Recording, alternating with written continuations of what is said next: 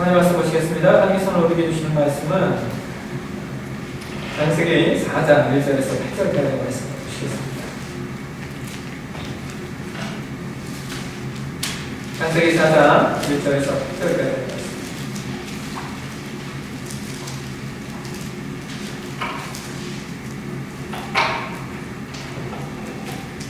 하셨습니까? 네, 창세기 4장 말씀 1절에서 8절까지 말씀 같이 한 목소리로 공독해 보겠습니다.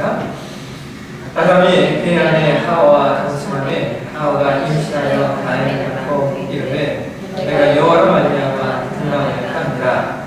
그가 또 가인하고 아벨을 낳았는데 아벨은 양치한 자였고 가인은 농사한 자였더라. 세월이 지난 후에 가인은 땅에서 산으로 제물을 삼아 여호와께 드렸고 아벨은 자기도 양의 첫 새끼와 그 기름으로 드렸더니 여호와께서 아벨과 그의 제물을 받으셨으나 가인과 그의 제물은 받지 아니하시니라. 가인이 목식을 하여 안색이 일어나니 여호와께서 가인에게 이르시되 내가 그하여 함은 어찌 되느냐 안색이 일어나는 어찌 되느냐 내가 손을 잡아 어찌 다스려주지 못하겠느냐 산을 행하지 않으면 죄가 문에 엎드려 있느니라. 내가 너를 원하나 너를 죄를 다스릴지니라. 가인이 그의 아우 아벨에게 말하고 그들이 그랬을 때에 가인이 그의 아우 아벨을 쳐 죽인다. 아멘.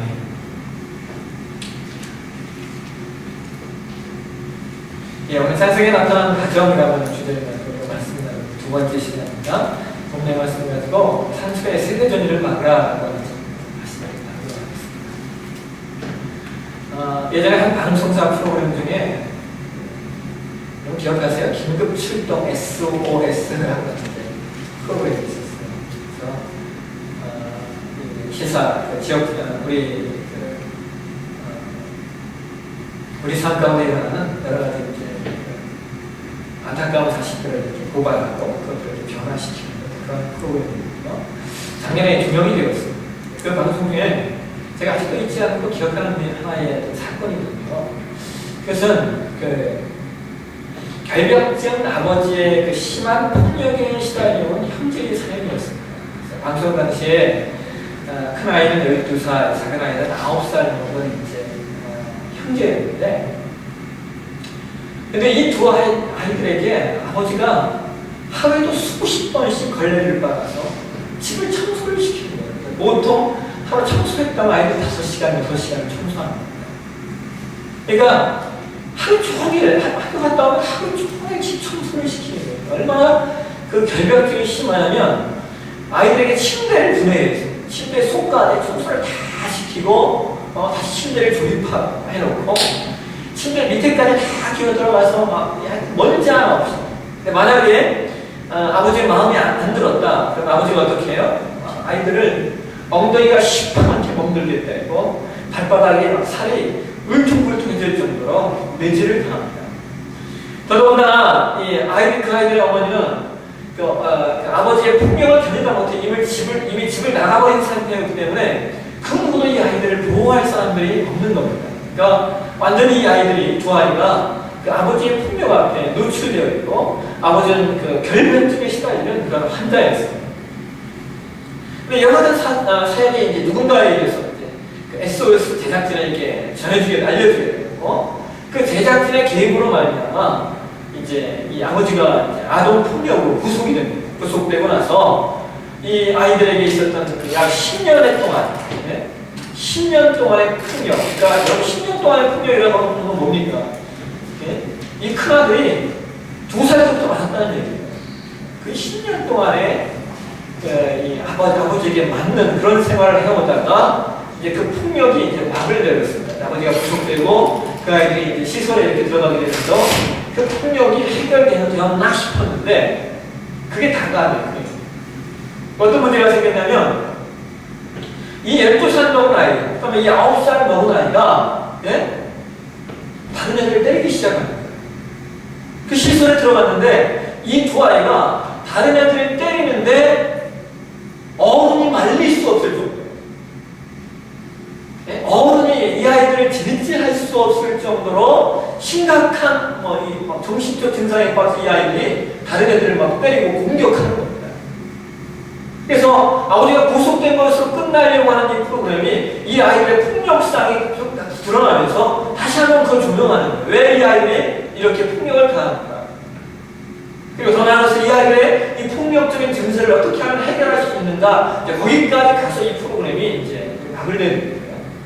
이제 저희들이 이제 전문가들과 함께 상의해서 이 아이들의 이 폭력적인 이것들을 어떻게 해결할 것인가 하루가 강도에서 고민하면서 이 아이들의 폭력 문제를 이제 해결해야 되는데, 그 중에 하나가 이제 이 아이들의 소원이 뭐냐 그랬더니 이 아이들이 엄마가 보고 싶다.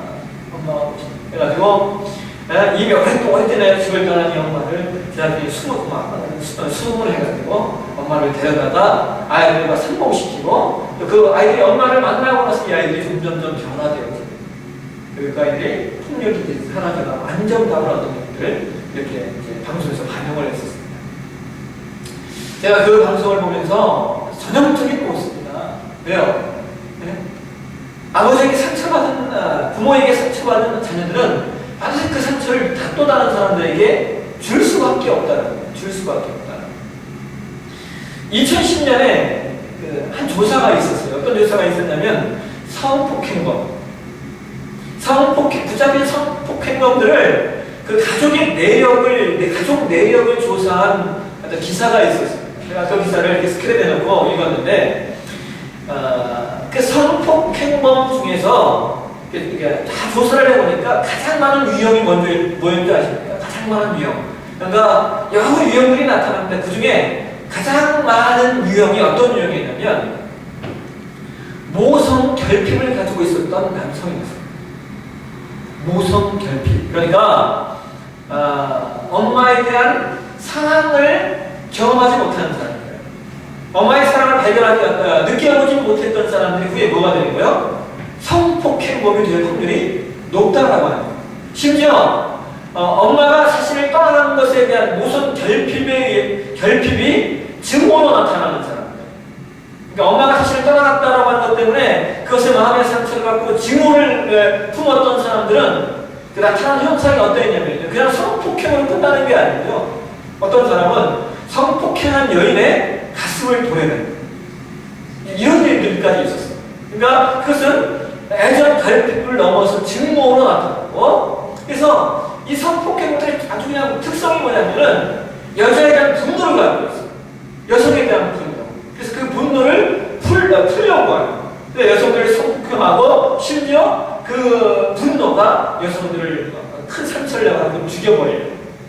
그런 상태로 이렇게 나타나는 것을 볼 수가 있어요. 그러니까 어려서 어머니의 부재로 인하여서 받아야 될 사랑을 받지 못했던지, 아니면 어머니가 있었음에도 불구하고 어머니에게 받아야 될 사랑을 받지 못했을 경우 그것들이 소위 말하는 모성의 장애, 그러니까 모성의 장애로 이제 나타나게 되는 겁니다. 지금 우리 사회를 떠들썩하게 하고 있는 여러분 청소년 폭력 문제, 일진, 왕따 이런 얘기 있잖아요. 여러분 그 원인을 찾아가면요, 그 이유, 그 원인을 찾아가면 100% 가정의 문제입니다. 그 원인이 아이들에게 있지 않더라라고 하는 거예요. 그 아이들의 가정 내력, 그 아이들의 환경, 배경들을 살펴보면 100% 그 아이들의 가정에 문제가 있다는 거예요. 그러니까 원인이 그 아이들 자신에게, 원인을 그 아이들이 자신에게서 찾는 것이 아니라 어디서 찾아야 되는 거예요? 그 아이의 부모, 그 아이의 가정 안에서 그 원인을 찾아서 치료해야만이 그 아이들의 상처들이 해결되더라라고 하는 겁니다. 여러분 오늘 여러분의 제가 보면서 말씀을 보게 되어지면 아주 무서운 사건 아닙니까? 한 가정 안에서 일어난 사건이에요. 무서운 사건을 기록하고 있어요. 한 형제 중에 형이 동생을 돌로 쳐 죽이는 사건입니다. 여러분 근데요, 이게 어떤 가정입니까 지금?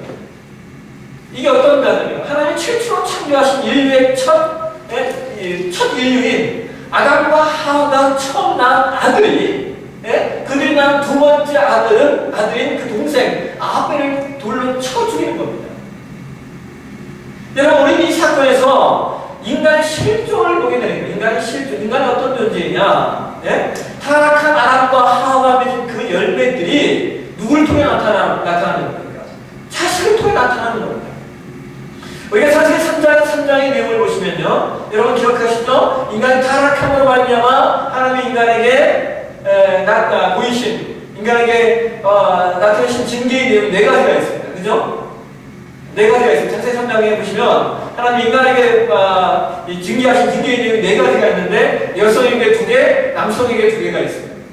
여성에게 2개는 뭡니까? 그죠? 임신을 어떻게 해요?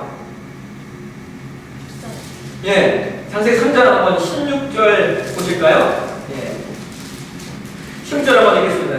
창세기 3장 16절 시작. 또 여자에게 이르시되 내가 내게 임신한 고통을 크게 더하니 내가 수고하고 자식을 낳을 것이며 너는 남편을 원하고 남편은 너를 다스릴 것이니라 하시고.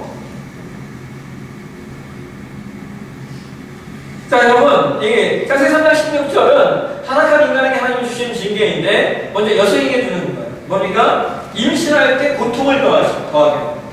그러니까 여러분, 여성들이 자녀를 임신할 때 갖는 고통들이 있잖아요. 입도 또하고 많이 어렵지 않습니까? 이게 고통이라는 거예요. 또 여기서의 고통뿐만 아니라 여러분, 임신을 못하는 것도 고통입니다. 그죠? 자녀를 갖지 못하는 것도 얼마나 큰 고통이에요. 하지만 임신에 대한 고통이 있고 또 그것뿐만입니까? 출산할 때 엄청난 수고를 합니다.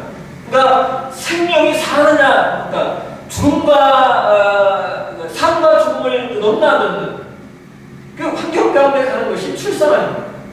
이 두 가지 여성에게 고통이 있고요. 또 그 다음 이제 하나님이 남성에게 주시는 고통이 있습니다. 그것이 17절에서 19절 말씀까지 기록되어 있는데요. 우리 한번 같이 한번 읽어보겠습니다. 아담에게 이르시되 내가 내 아내의 말을 듣고 내가 내게 먹지 말라 나무의 열매를 먹었은즉 땅은 나로 말미암아 자식을 바라고 너는 내 평생에 수고하여 그 소선을 먹으라. 땅이 내게 가시덤불과 황금불을 낼 것이라. 내가 먹을 것은 밭의 채소인즉 내가 흙으로 돌아갈 때까지 얼굴에 땀을 흘려야 먹을 것을 얻으리니 내가 그곳에서 신앙을 이루었으리라. 너는 흑인이 흙으로 돌아갈 것이라 하시니라. 예. 아담의 타락함으로 말미암아 임한 아담의 징계는 평생토록 수고하여 땀을 흘려야 소산을 얻을 수 있다. 여러분, 세상의 모든 남성들은요, 참 수고하고 땀을 그러니까 먹고 살기 위한 전투를 벌이고 있습니다.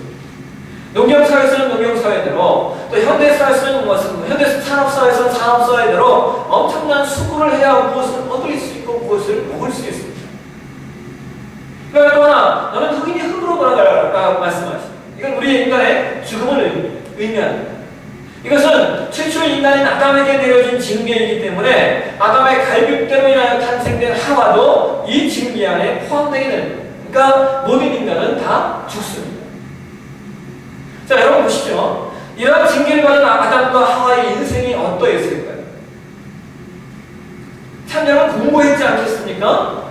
전에는 경험하지 못했던 사건들이 있고요. 전에는 어떤 사건들이 자기 가운데 나타납니다. 근데 더 놀라운 것이요, 여러분, 더 안타까운 것은 하나님께서 아담과 하와에게 내리신 이 네 가지 징계 외에도 그들의 삶 가운데 내적이며 외적인 엄청난 삶의 변화가 있는 것을 우리는 3장에서 찾아볼 수가 있습니다. 먼저 내적인 변화는 이런 겁니다. 우리 3장 7절 말씀을 한번 보실까요? 3장 7절 말씀. 이 같이 한번 읽겠습니다. 이에 그들의 눈이 밝아져 자기들의 무슨 줄 알고 거만함이 불렸고 치마로 삼았더라. 여러분, 이게 뭐냐면요, 이게 아담과 하와에게 있는 내적인 변화입니다. 이거 좀 더 자세히 설명하자면 이것은 정신적인 변화입니다. 정신적. 이 정신적이라고 하는 것은 인간의 지정의가 다 포함되어 있는 거죠. 어떤 변화가 찾아왔냐면, 이게 아주 중요한, 전에는 자기들이 벗은 것으로 인한 뭐가 없었던 거예요? 부끄러움이 없었습니다. 그래서 8절에 보게 되면 하나님이 아담아 부르시니까 이들이 어떻게 해요? 예? 동산 나무 사이에 숨는 거예요. 왜? 부끄러우니까. 이 말은 무슨 말이냐? 아담과 하와가 타락하기 전에는 벗음으로 찾아온 부끄러운 것이 없었다라고 하는 거예요. 여러분, 이 부끄러움이 뭔지 아십니까? 이것을 기독교 상담학자들은 이 부끄러움을 수치심이라고 말합니다. 수치심. 것이 인간이 가졌던 최초의 나쁜 정서적 감정입니다. 여러분, 사실상 인간이 갖는 가장 나쁜 정서적 감정들은 그 근원이 수치심에서부터 시작이 됩니다. 여러분, 인간이 가장 견디기 어려운 게 뭔지 아십니까? 속된 말로 좀 빨리 갑니다. 이거 이해하세요? 속된 말로 좀 빨리. 이 말을 이해하시죠? 이게 어떤 말입니까? 이건 못 견디는 거예요. 내가 차라리, 막 뭘 하려고 했지, 이거 이건 못 견디는 거예요. 이것을 좀 빨리 가라고 하는 이것의 근원이 어디에 있냐면, 수치심이에요, 수치심. 그래서 이 사람의 감정을 가장 많이 자극하고 가장 많이 공격적으로 만드는 이 감성이 뭐냐면 수치심이에요. 왜? 최초의 인간인 아담이 가졌던 가장 나쁜 정서적 감정이 수치심이기 때문에. 사람은요, 수치심을 견디지 못하면 뭐 하는 거예요? 자살까지도 하는 겁니다. 그래서 이 수치심은 인간의 정신적 부분에서 엄청난 상처를 만들어내는 요소입니다. 그러니까 인간의 정신세계를 좋지 못하게 하는 그 모든 내용들이 결과적으로 인간을 타락함으로 말미암아 부끄러움을 갖게 되어 그 부끄러움이 수치심으로 우리 인간의 정신적인 면에 손상을 입히는 겁니다. 이것은 내적인 상처예요. 두 번째, 외적인 상처가 있습니다. 여러분 3장 21절 한번 보실까요? 창세기 3장 22절.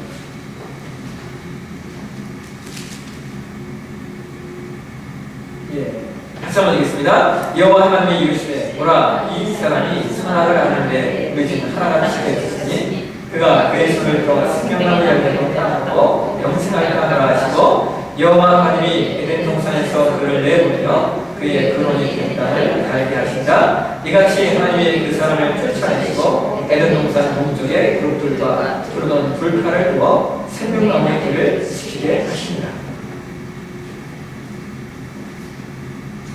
여러분, 에덴을 잃어버린 아담과 하와에게 찾아온 두 번째 변화는 이 환경적 변화예요. 환경적 변화. 저희는 에덴 동산에서 자연만물이 알아서 열매를 맺었고요, 알아서 에덴 동산이 아름다운 생태계를 형성했기 때문에 그가 환경적으로 혹은 육체적으로 가질 수 있는 고통들이 없었습니다. 그냥 수고하지 않아도 열매를 맺었고 그 열매를 먹기만 하면 되거든요. 근데 이 아담과 하와가 타락함으로 말미암아 두 번째 치던 이 환경적 변화, 이것은 이 육체적 변화는 아담으로 말미암아 종일토록 수고하고 땀을 흘리고 해야만이 뭔가를 하나 먹을 수 있는 환경을 만들어내는 거예요. 그래서 에덴 동산을 잃어버린 인간에게 찾아온 변화는 자연만물이 알아서 아름다운 생태계를 형성하지 않음으로 말미암아 인간에게 엄청난 육체적 어려움을 갖게 되는 거예요. 여러분, 이것이 인간의 타락함으로 말미암아 생겨난 현상들입니다. 인류의 모든 인간들은 아담과 하와가 타락함으로 말미암아 받게 된 징계들을 지금도 모두 다 계승하고 있습니다. 세상에 그 어떤 인간도 이와 같은 죄의 열매를 거두지 않고 살아가는 존재들이 없습니다. 세상의 모든 여성들은요, 임신의 고통과 해산의 수고를 가지고 있고요, 세상의 모든 남성들은 육체적으로 땀을 흘려야 속도가 늘 수 있고, 모든 인간은 죽게 됩니다. 세상에 그 어떤 인간도 정신적, 육체적 고통을 벗어난 존재가 아무도 없습니다. 여러분, 아무리 많이 가진 사람들, 우리 많이 가진 육체적 고통을 벗어날 것 같죠? 천만에요. 그렇지 않습니다. 하루 먹는 새끼는 똑같고요, 하루 고민하는 건 똑같습니다. 이건 많이 가졌냐, 적게 가졌냐의 문제가 아니에요. 여러분, 지금 그러잖아요. 아이들도 소아 우울증에 걸립니다. 여러분, 상상해 가십니까? 소아 아이들, 애기들이 우울증에 빠진대요. 상상할 수 없는 얘기잖아요? 그러니까, 인간은 누구나, 나이와, 가족과 가족과 모든 걸 떠나서 모든 인간은 정신적인 고통과 육체적 고통을 다 누구든지 갖게 된다는 거예요. 이것이 인간의 모습이에요. 그래서 인간은 누구나 상처가 있어요.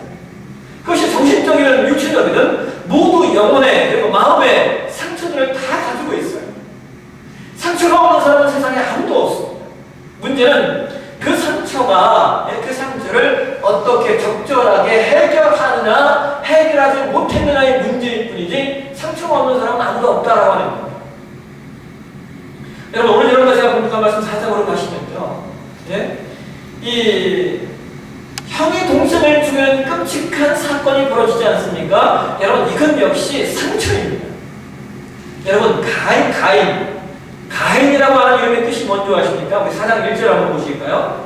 같이 한번 읽겠습니다. 아담이 그의 아내 하와와 동침하에 하와가 이스라엘 가인을 낳고 이르되 내가 여호와로 말미암아 등남하였다.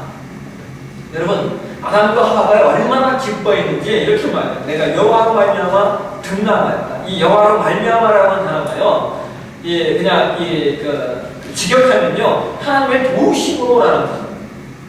하나님의 도우심으로 말하면 뭐했다? 등남했다. 그래서 아담과 하와가 얼마나 기뻤던지 이 가인이라는 이름은요, 창조하다, 얻다, 소유하다라는 이름의 뜻을 가진 이름입니다. 그러니까 너무 기뻤던 거예요. 자신의 첫 번째 아들을 보면, 야, 이것은 창조물이다. 얼마나 작품이냐. 하나님을 얻게 하셨다. 하나님이 나에게 기쁨을 소유하게 하셨다라는 이름의 뜻을 가진 것이 가인입니다. 가인.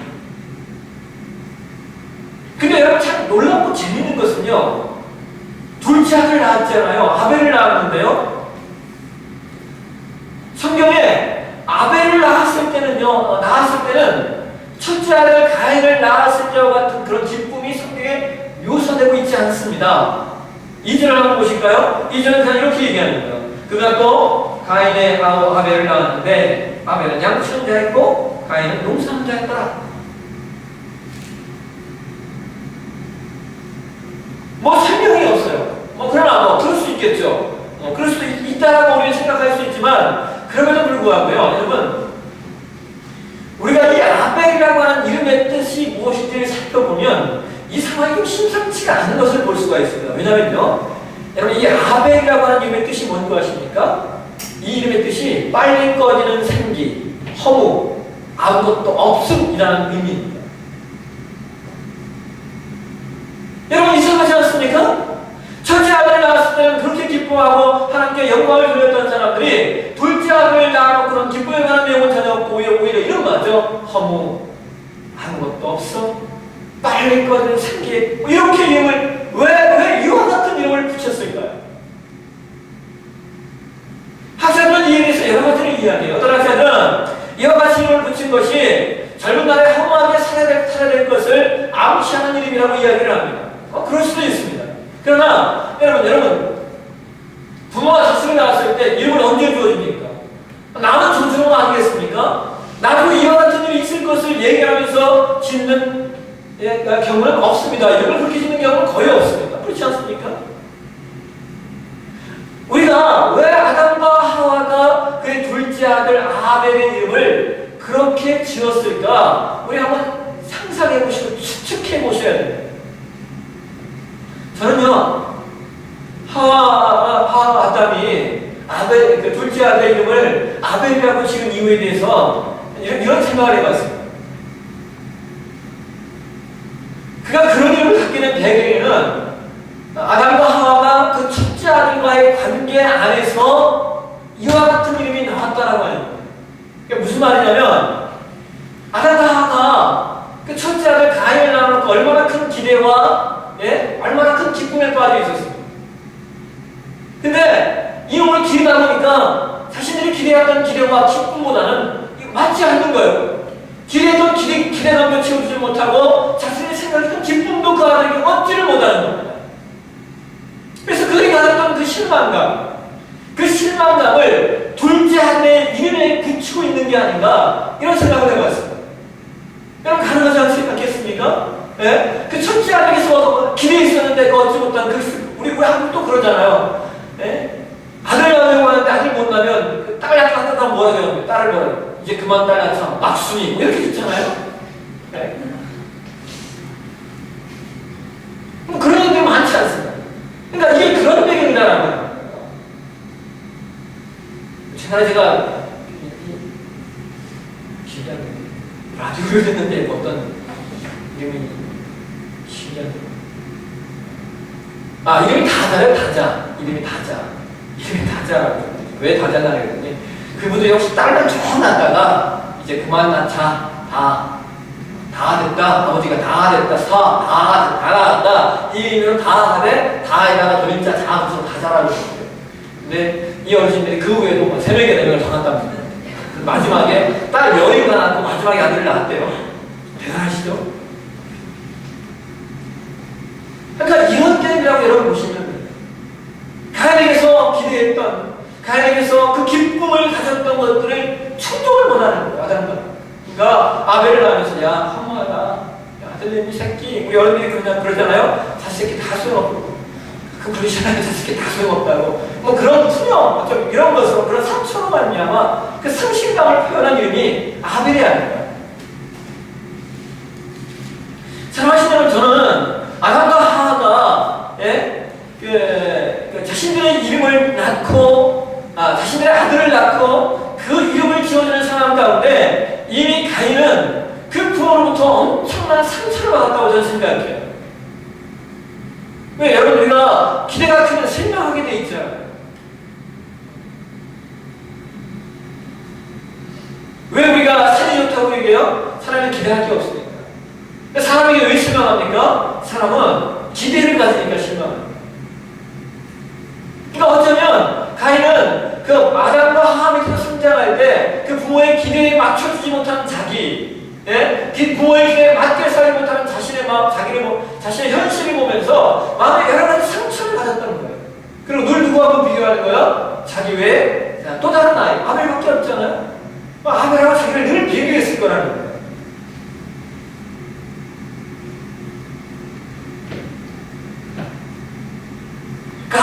가인이 아벨을 죽인 이유를 성경은 그렇게 말하잖아요. 여러분 참 얼토당토하는 이유입니다. 한번 보실까요? 3절. 우리 한번 3절에서 5절까지 다시 한번 읽어보겠습니다. 세월이 지난 후에 가인은 땅의 소산으로 제물을 삼아 여호와께 드렸고 아벨은 자기의 양도 첫 새끼와 그 기쁨으로 드렸으니 여호와께서 아벨과 그의 제물은 받으셨으나 가인과 그의 제물은 받지 아니하신다. 가인이고 심하여 안색이 변하니. 이 말씀을요, 어떤 분들이 이렇게 해석하는 거예요. 가인은 농사져서 농산물을 드렸고, 아벨은 뭐요? 도움을, 짐승을 잡아드렸기 때문에 하나님이 받으셨대요. 말이 됩니까? 하나님이 짐승을 좋아하십니까? 물론, 뭐 제사는 짐승을 드리는 것도 있습니다만, 여러분 짐승뿐만이 아니죠. 농산물로 제사를 드렸습니다. 그렇게 해석하는 건 좀 너무 제대로 해석은 아닌 것 같고요. 이 하나님의 아벨의 제사를 받고 가인의 제사를 받지 않으신 이유에 대해서 저희가 히브리서 11장 4절에 이런 말씀을 하고 계십니다. 히브리서 11장 4절에 보시면 믿음으로 아벨은 가인보다 더 나은 제사를 하나님께 드림으로 의로운 자라 하시는 증거를 얻었으니 하나님이 그 예물에 대하여 증언하시니라. 그가 죽었으나 그 믿음으로써 지금도 말하는 거야. 그러니까 가인과 아벨의 제사의 차이점은요, 어떤 거냐면, 하나님 앞에 믿음을 가지고 드렸냐. 그러니까 하나님께 제물을 드리는 그 사람의 자세와 태도가 어떠했냐는 거예요. 어떤 자세로 하나님 앞에 제물을 드렸고 어떤 마음으로 하나님께 제사를 드렸냐는 거예요. 오늘날로 얘기하면 여러분 하나님께 어떻게 예배했냐는 거예요. 그래서 교회에 나오냐 이게 중요한 것이 아니라 안 나오는 것보다 낫죠. 안 나오는 것보다 훨씬 낫습니다. 그러나 뭡니까? 나와서도 어떠한 자세로 하나님을 예배하고 있는 거예요.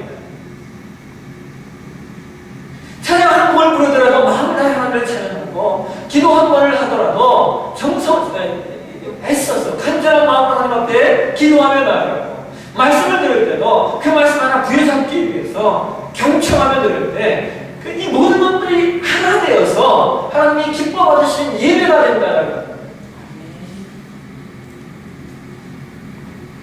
가인과 아벨의 문제는요, 사실상 여러분 참 웃기지 않아요? 왜 웃기냐면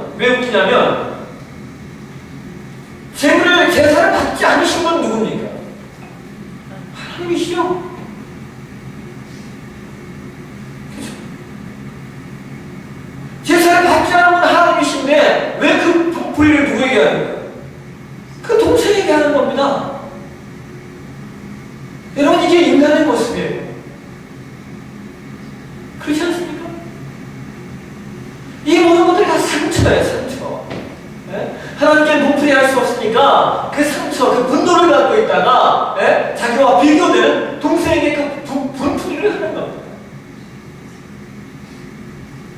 우리 안에 타락한 본성들이 상처가 돼요. 여러분 얼마나 자기 자신과 이웃들을 망가뜨리는지 몰라요.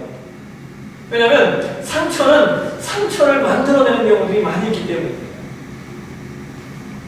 근데 여러분 이 상처를 잘 치유하잖아요. 그러면요 상처는 별이 됩니다. 별. 상처는요 진주가 될 수도 있어요. 그러시겠습니까?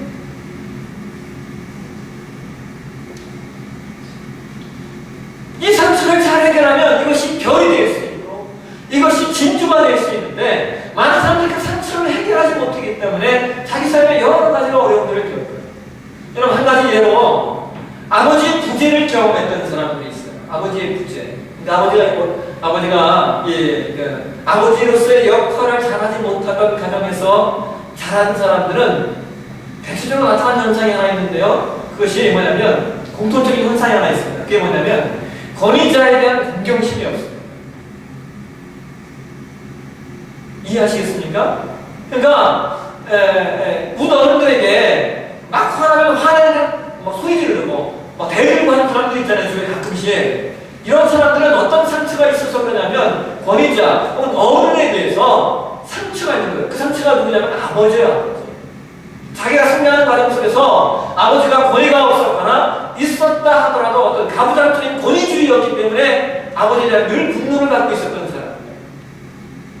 또는 아버지가 생활력이 없어서 어머니가 일하시면서 가정을 꾸려갔던 그런 가정들 대부분 보면은 꼭 나타나는 현상이 있냐면 그 자녀들이 뭘 갖고 있어요? 권위자에 대한 분노를 갖고 있어요. 이런 사람들은 참 어려운 게 뭐냐면 직장 생활을 잘 못해요. 어느 한 직장에 있어서 참 적응하기가 참 어려워요. 왜? 직장 상사가 권위자예요. 그래서 권위자에 대한 배타감을 갖고 있기 때문에 잘 못하는 거예요. 교회 안에서도 마찬가지예요, 여러분. 이 권위자, 교회의 권위자, 목사든 혹은 뭡니까, 이 장로님이든 그분들에게 이렇게 늘 이렇게 대들고 하시는 분들 보면 간단해요. 뭐요? 권위자에 대한 상처가 있어야 돼요. 그것이 똑같이 삶 속에 나타나는 거예요.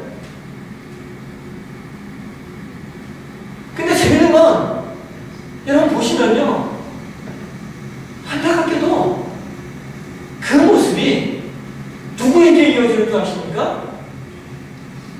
그 자녀들에게 이어지는 거예요. 그래서 아주 간단해요. 어른들에게 이렇게 함부로 하고 인사 않고 하는 아이들 보면은 아주 간단합니다. 그 아이들은 뭘 보고 자란 거예요? 집안에서 부모님이 누구 욕하는 거 듣고 자란 거예요. 맨날 욕하고 누구에 대해서 이렇게 지적질하고 누구에 대해서 비판하는 거 보고 자랐기 때문에 자연스럽게 비판이 만들어져요. 왜요? 아버지가 맨날 집안에서 어떤 어른들 욕했거든요.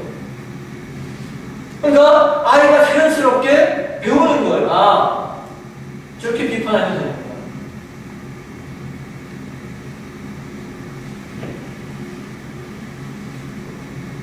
여러분 이런 가정을 할 때 우리가 뭐라고 얘기하는 줄 아십니까?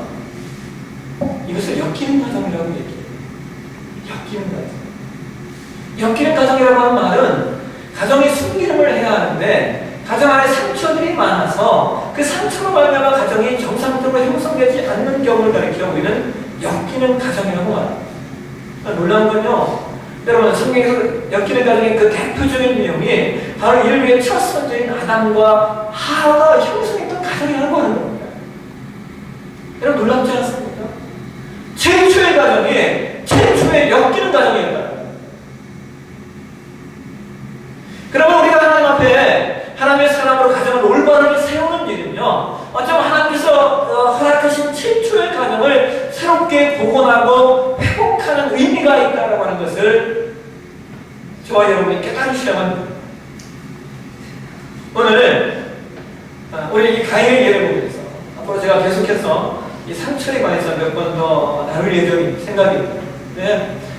중요한 건 그거예요. 우리 가정 안에 어떤 문화가 있는가, 그리고 우리 가정 안에 어떤 상처가 있는가를 보셔야 돼요. 그리고 그 상처를 끊어내시다. 그 상처를 내가 지금 내 때의 그 상처의 문제들을 해결하지 아니하면 반드시 그 상처가 나로 말미암아 나의 자녀들에게 세대전이가 됩니다. 오늘 너희가 아담과 하와가 가졌던 상처들이 그의 후손인 가인에게 그 상처를 주었고 그 상처가 가인을 살인자로 만들었다라는 사실들을 기억하시면서 내 안에 우리 가문과 가정 안에 어떤 상처가 존재하며 그것이 나를 어떻게 괴롭히고 있는가를 깨달으셔서 그 상처의 세대전을 막기 위해 막으셔야 돼요. 막기 위해 노력하셔야 돼요. 애쓰셔야 돼요. 힘껏 싸우셔야 돼요. 그러지 않고 우리의 삶이 바뀌지가 않아요. 변화되는 것이 없다는 거예요. 저와 여러분이 이런 것들을 깨닫고 우리가 더 변화시킬 수 있으시길 주의 이름으로 축원합니다. 기도하겠습니다. 감사합니다 하나님. 오늘은 가인의 예를 통하여 가정과 가정 안에 있는 상처들에 대해서 우리가 함께 생각해 보게 하시니 감사합니다. 하나님 기억하여 주셔서 오늘 이렇게 말씀 함께 나눈 모든 지체의 가정 가운데 꽤나 위로부터 세습되어지는 세대전이 되는 상처들이 있다라고 하면 그것들을 우리가 냉철하게 보게 도와주시고 잘 파악해서 그 상처들을 끊어낼 수 있는 그 상처들을 멈추게 만들 수 있는 그 믿음과 그 은혜와 그 지혜들이 우리 가운데 있도록 도와주시옵소서. 감사합니다. 그런 것인 예수님의 이름으로 기도합니다. 아멘.